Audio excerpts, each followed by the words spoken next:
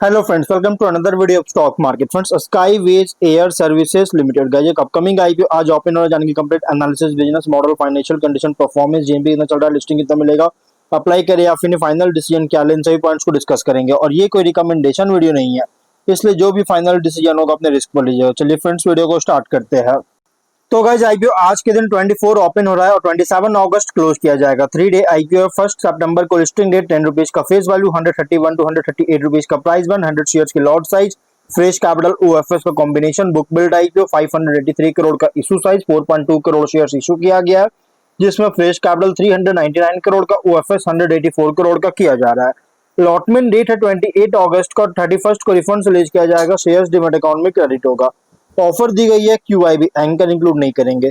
20% का big H N 10 small H N 5 retail 35% offer दी गई है, जो कि रिटेल मिनिमम 1 लॉट अप्लाई कर सकते हैं। 100 शेयर्स मिलेंगे, 13.8 थाउजेंड पे करना पड़ेगा।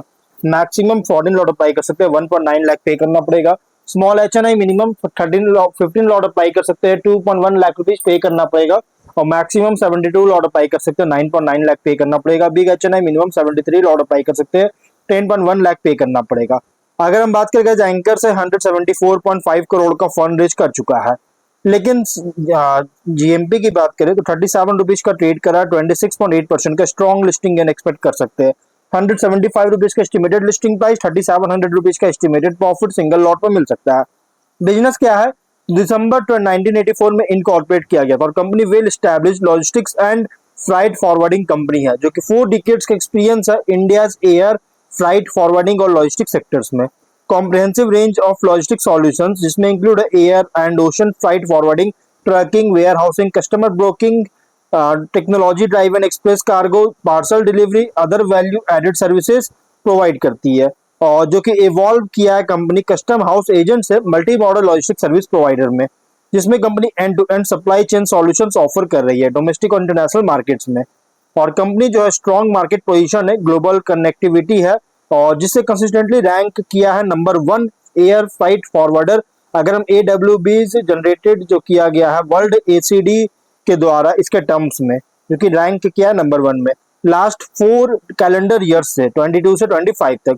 और ऑपरेशन जो कि सपोर्टेड है स्ट्रेटेजिक अलायंसेस के द्वारा लीडिंग इंटरनेशनल एयरलाइंस के साथ, जिसमें इंक्लूड है Saudi cargo, air India cargo, Emirates और लफ्तांसा, जो कि मेंबरशिप है ग्लोबल लॉजिस्टिक नेटवर्क के में मेंबरशिप के साथ, जैसे WCA, AOP, C5C, MGLN, GFA, TWIG। और कंपनी जो है इसके अलावा प्रोप्राइटरी टेक्नोलॉजी प्लेटफॉर्म भी डेवलप कर चुका है, जैसे SLS hike, SLS 100X, SLS 100X 2.0, cargo dash, स्कार्ट एज, और अपकमिंग ASAP प्लेटफॉर्म भी है, जिससे flight booking, shipment tracking, work flow automation, documentation और ऑपरेशनल रिपोर्टिंग को मतलब कि सपोर्ट करता है करेगा।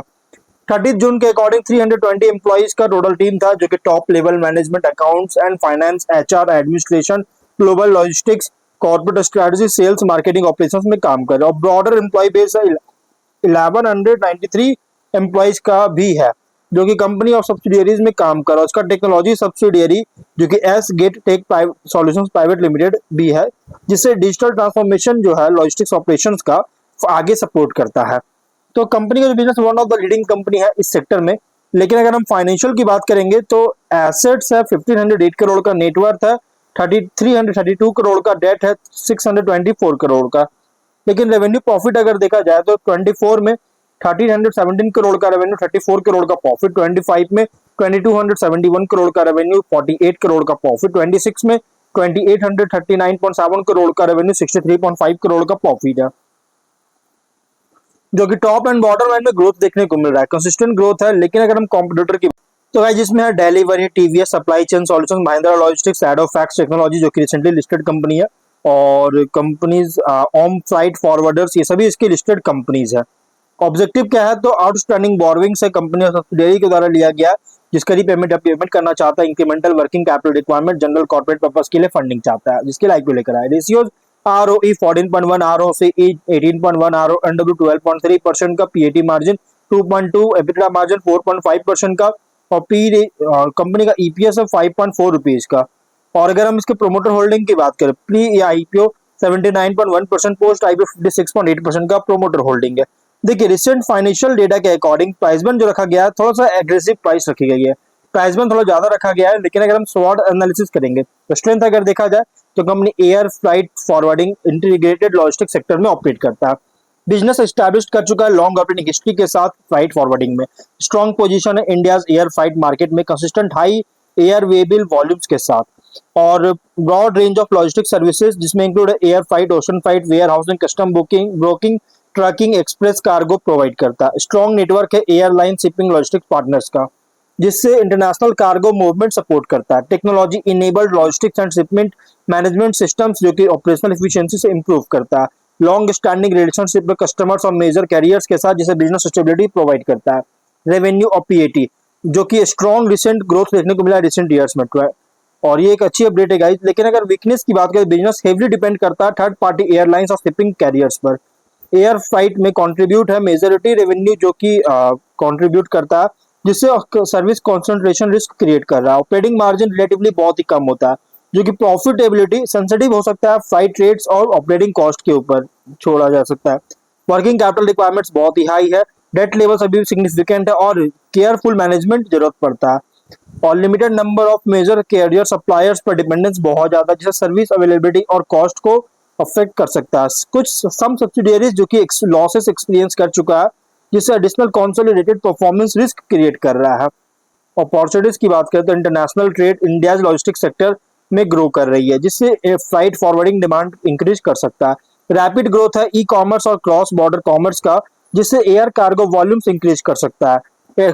Ocean flight, warehousing, express logistics का एक्सपेंशन जो कि एयर फ्लाइट पर डिपेंडेंस रिड्यूस कर सकता है। Technology driven flight booking, shipment tracking, customer retention improve कर सकता है। और इमर्जिंग मार्केट्स में एक्सपेंशन इंटरनेशनल रेवेन्यू इंक्रीज कर सकता है। इंडियाज ग्रोइंग जो हो रहा है मैन्युफैक्चरिंग और एक्सपोर्ट इकोसिस्टम, जिससे लॉन्ग टर्म डिमांड सब क्रिएट कर सकता है इंटीग्रेटेड लॉजिस्टिक्स सर्विसेज के लिए। लेकिन थ्रेट अगर देखा जाए तो स्ट्रॉन्ग कंपटीशन है डोमेस्टिक और ग्लोबल फ्लाइट फॉरवर्डिंग कंपनी से। ग्लोबल इकोनॉमिक स्लो डाउन जो कि इंटरनेशनल कार्गो वॉल्यूम्स रिड्यूस कर सकता है। Flight rate volatility significantly margin affect कर सकता है। एयरलाइन शिपिंग कैरियर्स पर डिपेंडेंस बहुत ज्यादा है, जिससे कंपनी का कैपेसिटी शॉर्टेज या फिर सर्विस डिस्ट्रप्शन को एक्सपोज कर सकता है। जियोपॉलिटिकल टेंशन के कारण इंटरनेशनल ट्रेड रूट्स को डिस्टर्ब कर सकता है। कस्टम्स, टैक्सेशन, लॉजिस्टिक्स रेगुलेशंस में कोई बदलाव होता है तो कॉम्प्लायंस कॉस्ट को इंक्रीज कर सकता है। हायर वर्किंग कैपिटल रिक्वायरमेंट्स या फिर टाइटर क्रेडिट कंडीशंस जो कि लिक्विडिटी को प्रेशराइज कर सकती है। पीयर कॉन्टेक्स्ट करेंगे तो कंपनी प्राइमरली एक asset light flight forwarding and integrated logistics company है, एयरलाइन या हेवी एसेट ट्रांसपोर्टेशन कंपनी नहीं है। ये मेजर स्ट्रेंथ क्या है कंपनी का, तो एस्टैब्लिश्ड एयर फ्लाइट पोजीशन और broad service portfolio, carrier relationship और टेक्नोलॉजी इनेबल्ड ऑपरेशंस है।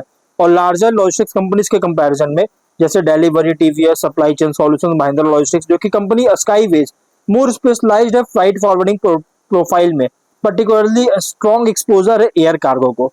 और की इन्वेस्टमेंट कंसर्न जो है प्रॉफिटेबिलिटी, क्योंकि रेवेन्यू ग्रोथ बहुत स्ट्रॉन्ग है, ऑपरेटिंग मार्जिन लेकिन बहुत ही कम है। लॉन्ग टर्म अपॉर्चुनिटी जो कि इंक्रीज कर सकता है क्योंकि ओशन फ्लाइट का कंट्रीब्यूशन से, और warehousing, express logistics, technology driven services से, जबकि एयर फ्लाइट फॉरवर्डिंग पर जो डिपेंडेंस है रिड्यूस कर रही है। ये अच्छी अपडेट है लॉन्ग टर्म के लिए। लिस्टिंग स्ट्रैटेजी, लिस्टिंग पॉजिटिव लेकिन सेलेक्टिव है। Strong revenue growth, established market position, diversified logistics capabilities जो कि स्काईवेज को एक अट्रैक्टिव लिस्टिंग इनके लिए बनाता है। जबकि मार्जिन कम, तीन मार्जिन, करियर डिपेंडेंस, डेट जो कि इसका बहुत ही इंपॉर्टेंट होगा सब्सक्रिप्शन इसको। इसके अलावा गाइस सब्सक्रिप्शन डिमांड और जीएमपी को कंसीडर करना बहुत इंपॉर्टेंट होगा अप्लाई करने से पहले लॉन्ग टर्म के लिए। पॉजिटिव लेकिन सेलेक्टिव है। कंपनी अट्रैक्टिव तो है, exposure to India's growing logistics and international trade ecosystems में। स्ट्रॉन्गेस्ट लॉन्ग टर्म ट्रिगर क्या है, हायर वॉल्यूम कार्गो वॉल्यूम्स और ओशन एंड एक्सप्रेस लॉजिस्टिक्स का expansion, technology adoption, international expansion और ऑपरेटिंग मार्जिन इंप्रूव्ड होता हुआ। लेकिन की फैक्टर्स आपको कुछ मॉनिटर करना होगा, freight rate volatility, debt reduction, working capital margin, carrier dependence और global trade conditions. Strategy verdict, listing इनके लिए सेलेक्टिव है। अगर सब्सक्रिप्शन डिमांड जीएमपी सपोर्टिव होता है तो लॉन्ग टर्म के लिए सेलेक्टिव है, क्योंकि स्ट्रॉन्ग फ्लाइट फॉरवर्डिंग पोजीशन और गुड ग्रोथ अपॉर्चुनिटी है। जबकि मार्जिन, तीन margin, debt, working capital intensity और थर्ड पार्टी कैरियर्स पर डिपेंडेंस एक इंपॉर्टेंट रिस्क है इस कंपनी के लिए। इसलिए गाइस जो भी फाइनल डिसीजन लीजिएगा अपने रिस्क पर लीजिएगा। ये कोई रिकमेंडेशन वीडियो नहीं है। तो गाइस वीडियो कहीं पर एंड करते, कोई डाउट है कमेंट बॉक्स में पूछे। मिलता है नेक्स्ट वीडियो में, बाय।